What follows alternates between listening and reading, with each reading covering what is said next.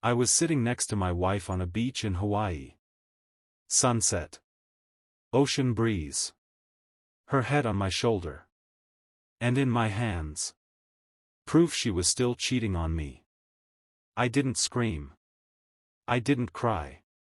I smiled. And decided she would suffer without me ever saying a word. If you've ever been betrayed by someone you trusted with your whole heart. If you've ever wanted justice without becoming the villain. Then hit like, subscribe, and settle in. Because this is one of the coldest, calmest, and most satisfying revenge stories you'll hear today. Infidelity doesn't announce itself loudly. It creeps in quietly. It's a phone turned face down. A laugh that doesn't belong to you. A distance you can feel but can't explain. My wife, soon-to-be ex-wife, had been having an affair with a coworker. I found out right before COVID hit.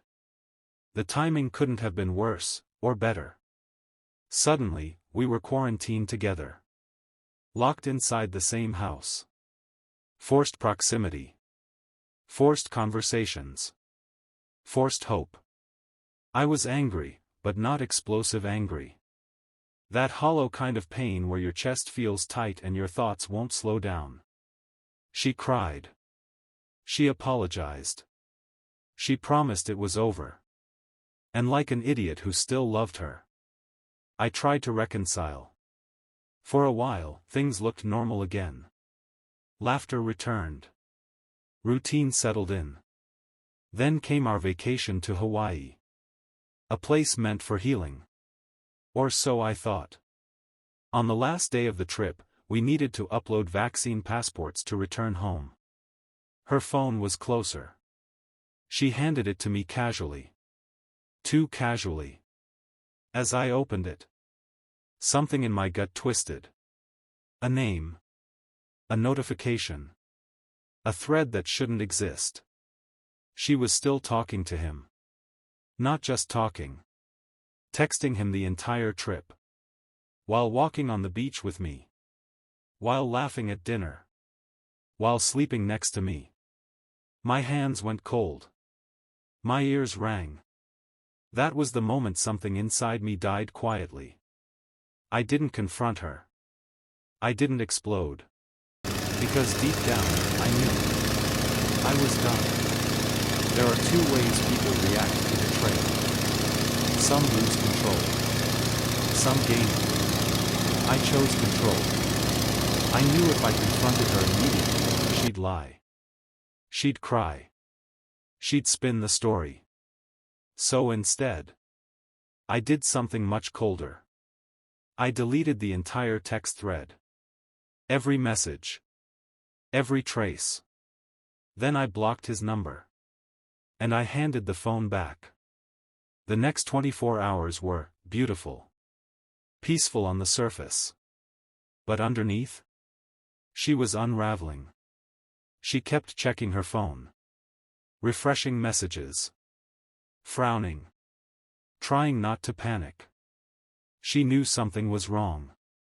But she couldn't ask. Because asking would mean admitting she was still cheating. She sat beside me on the flight home, silent. Hands shaking. Leg bouncing. 8 hours. No words. No comfort. Just fear. And I watched her slowly realize something terrible was coming. Back home, I waited 3 more days. Not because I was unsure. But because I was preparing. I gathered evidence. Recovered messages she thought were hidden. Screenshots. Receipts. Timelines. Every lie documented. Then I packed my things. When I finally confronted her, there was no drama.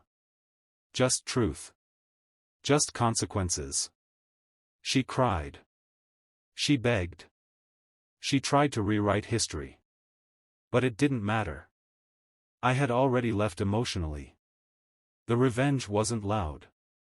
There were no screaming matches. No broken plates. No public humiliation. Just this. She lost control. She never got closure. Never got to defend herself. Never got the satisfaction of a fight. She sat in the fear she created. And I walked away clean. Calm. Collected. Free. Watching her realize she had lost me, without me ever raising my voice, was the most powerful moment of my life. Revenge doesn't always mean destruction. Sometimes it's dignity. Sometimes it's silence. Sometimes it's choosing peace over chaos. She's just a memory now. And I've moved on. Happier than I ever was with her. If this story gave you chills, smash like, subscribe, and tell me in the comments. Backhand index pointing right. What's the coldest revenge you've ever witnessed, or carried out? More true revenge stories are coming.